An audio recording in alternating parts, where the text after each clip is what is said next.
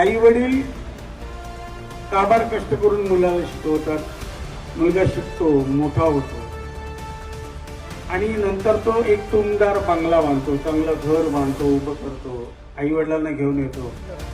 मी त्याचं नाव दुसऱ्याचं कोणाचं नाही, माझंच ठेवतो, म्हणजे कोणाला राग यायला नको पटकन.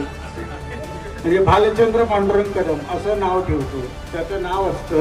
आणि जेव्हा बंगला बांधतो, सगळं उटुंबदार छान, आई वडील खुश आणि पाटी लिहितो बाहेर भालचंद्र कदम. शेजारचे काका येतात, मग बंगला बघतात, छान मस्त अभिनंदन करतात.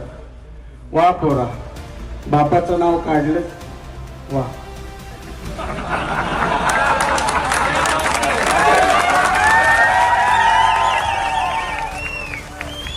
तसंच 25 वर्ष ज्यांच्या हातात सत्ता दिली, मला ते म्हणायचं.